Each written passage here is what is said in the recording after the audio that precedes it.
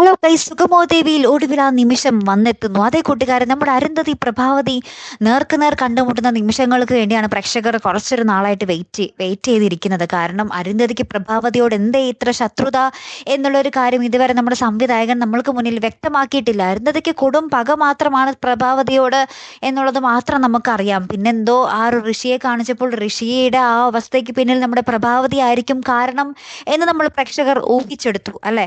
ശരിക്കും യഥാർത്ഥ കാരണം എന്താണെന്ന് നമ്മൾ ഇതുവരെ അറിഞ്ഞിട്ടില്ല. ഇനിയാണ് നമ്മുടെ പ്രഭാവതിയും അരുന്ധതിയും തമ്മിൽ കണ്ടുമുട്ടാൻ പോകുന്നത്. ആ ഒരു നിമിഷമാണ് നമ്മുടെ അരുന്ധതിയുടെ പക ആളിക്കത്തുന്നതും പ്രഭാവതിക്ക് തന്റെ സ്വയം ആ ഒരു തെറ്റ്, താൻ പണ്ട് ചെയ്തു പോയ തെറ്റ് മനസ്സിലാക്കുന്നതോ. പിന്നെ എന്തൊക്കെയായിരിക്കും സംഭവിക്കാൻ പോകുന്നത്?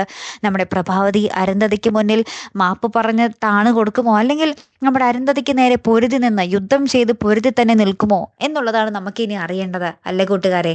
കാത്തിരുന്ന് തന്നെ കാണാട്ടോ. അടുത്തൊരു വീഡിയോ വരുന്നത് വരയ്ക്കും ഗുഡ് ബൈ.